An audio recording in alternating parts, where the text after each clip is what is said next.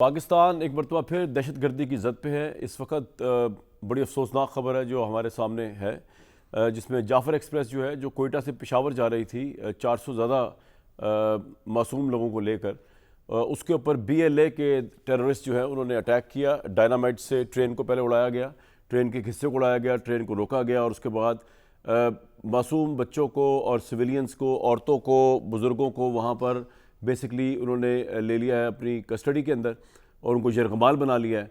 और अब वो ब्लैकमेल करना चाह रहे हैं पाकिस्तान पूरी रियासत को। इस वक्त जो हमारे पास आखिरी इतलात आई हैं, पाकिस्तान की जो आर्म्ड फोर्सेस हैं उनका ज़मीनी और एयर का जो ऑपरेशन है वो स्टार्ट है और उन्होंने इस अज़म का इरादा किया पाकिस्तान की आर्म्ड फोर्सेस ने कि आखिरी दहशतगर्द के सफाए तक और यरगमालियों की रिहाई तक ये ऑपरेशन जो है वो जारी रहेगा। हम आपको अपडेट करते रहेंगे इसके ऊपर। सोशल मीडिया ने एट लार्ज एक दफ़ा फिर बड़ा नेगेटिव रोल प्ले कर रही है इसके ऊपर और वी कैन फुली अंडरस्टैंड क्या सच है क्या झूठ है। ये कोई सोशल मीडिया से समझने की, जो आज के जो नौजवान नए नए उठे में हैं जिनकी अभी 18 साल भी उम्रें नहीं हुई, जिनको जो बालिग भी नहीं है, उनको समझाने की ज़रूरत नहीं। लेकिन नेशनल इंटरेस्ट से बढ़कर दुनिया में कोई सच नहीं है और नेशनल इंटरेस्ट से बढ़कर कोई झूठ, ये इससे बुलंद की एक चीज़ होती है। लेकिन जितना डेरोगेटरी और झूठा प्रोपेगेंडा सोशल मीडिया में इस वक्त किया जा रहा है उसको मैंने कहा चले मैं तो कंडेम करूं और 4 हर्फ भेजूं यहाँ से भेजकर। इंडिया का अगर आप सोशल मीडिया देख लें और पाकिस्तान का एट लार्ज सोशल मीडिया देख लें, सारों की बात नहीं मैं कर रहा, वो इस वक्त दोनों एक हुए में और झूठा सच्चा फुल प्रोपेगेंडा जो इस वक्त किया जा रहा है ताकि पाकिस्तान को डीमोरलाइज किया जाए।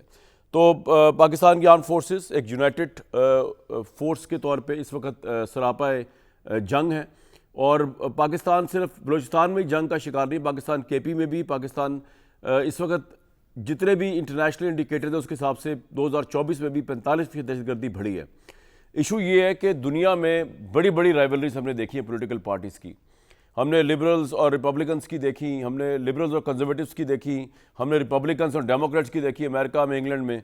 लेकिन कोई कौम मैंने और कोई कंट्री ऐसी नहीं देखी कि जब कोई नेशनल इशू आ जाए, जब आप वॉरिंग फ्रंट के ऊपर हों, जब हालत जंग में हो जो पाकिस्तान है, तो पॉलिटिकल पार्टीज अपने इख्तिलाफात भुला कर जो है मुल्क के पीछे ना खड़े हो जाए, मुल्क के डिफेंस के पीछे ना खड़े हो जाए, मुल्क की फोर्सेस के पीछे ना खड़े हो जाए। पाकिस्तान में सियासतदान आपस में एक दूसरे को नीचा दिखाने की जंग जारी और सारी है, एक दूसरे को ईज़ा पहुँचाने की, एक दूसरे को डेरोगेट करने की।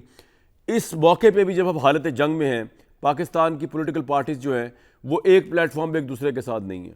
इवन अब मैं उसमें क्या डिटेल में जाऊँ, बात करके देख लेते हैं कि शायद कुछ में से पहलू निकल आए।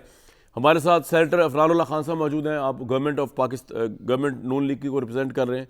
हमारे साथ बड़े सीनियर जर्नलिस्ट जिन्होंने दहशतगर्दी को रिपोर्ट भी किया, देखा भी, मज़हर अब्बास साहब मौजूद हैं और हमारे साथ बहुत ही स्ट्रेट फॉरवर्ड और बोल्ड हमारे इरशाद भट्टी साहब भी मौजूद हैं।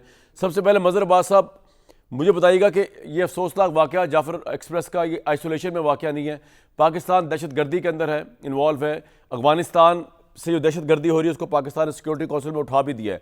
हमारे नेबर में अमेरिका के जाने के बाद एक और मुसीबत का सामना करना पड़ा हमें कि अफगानिस्तान की गवर्नमेंट मुबैना तौर पर जो है वो उन दहशतगर्दों को ना सिर्फ वो असला दे रही है अमेरिका का मुबैना तौर पर, बल्कि उनके ट्रेनिंग कैंप। तो अब हम आप ये बताइए कि हमारी सियासतदान, ख़ासतौर पर हमारी गवर्नमेंट, पोलिटिकल गवर्नमेंट क्या करे, what should be the way forward? शुक्रिया जी, शुक्रिया कामरान। ये बहुत ही मेरा ख्याल है खौफनाक वाक़या है।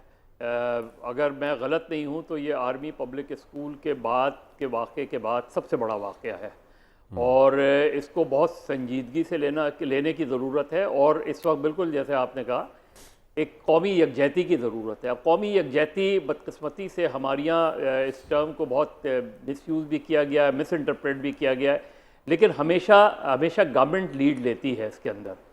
और जिस तरह हमने APS के बाद एक नेशनल पॉलिसी बनाई थी, नेशनल एक्शन प्लान बनाया था, तमाम जमातें इकट्ठा हुई थी, सारे लीडर एक जगह जमा हुए थे।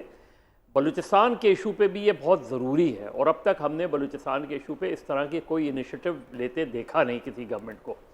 ये टाइम है कि prime minister should come forward, ये टाइम है कि prime minister should invite opposition और इसमें एक आप चाहे ऑल पार्टीज़ कॉन्फ्रेंस कर लें या प्राइम मिनिस्टर वैसे सारी पार्टियों को बुला के उसी तरह के तमाम स्टेक होल्डर्स मिल के इस मसले को बहुत संजीदगी से लें।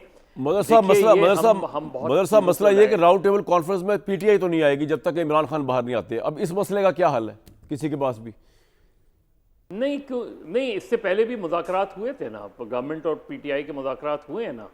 और देखिए बीच में मीडिएटर्स भी होते हैं, और मुझे नहीं लगता कि अगर इस मौके पे प्राइम मिनिस्टर इनिशिएटिव लेंगे, और ये सिर्फ ज़बानी बात नहीं होती, हमारे यहाँ पॉलिटिकल लीडर्स की अनफॉर्चुनेट पिछले चंद सालों में बहुत ज़्यादा रहा है कि अब एक तरफ अभी मुज़ाकरात चल रहे थे, दूसरी तरफ वही मुज़ाकराती टीम के अरकान टीवी शोज़ में बैठे एक दूसरे के खिलाफ मुग़ल्लज़ात बक रहे थे। तो इस तरह तो चीज़ें आगे नहीं बढ़ती।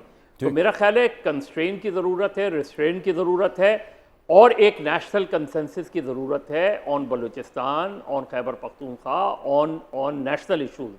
ये Right. जब तक आप नहीं करेंगे, और इसको रिविजिट करना चाहिए कि नेशनल सर, एक्शन प्लान आप ठीक कह रहे हैं, इम्प्लीमेंट हुआ आप 2014 ठीक कह रहे हैं, के लेकिन बाद मैं से। आपको बताऊं, मुझे होता नजर नहीं आ रहा है सियासतदान जो है ना अपने पैटी इशू से बाहर निकल नहीं सकते, अपनी पैटी ईगो से, और उसमें सब शामिल है।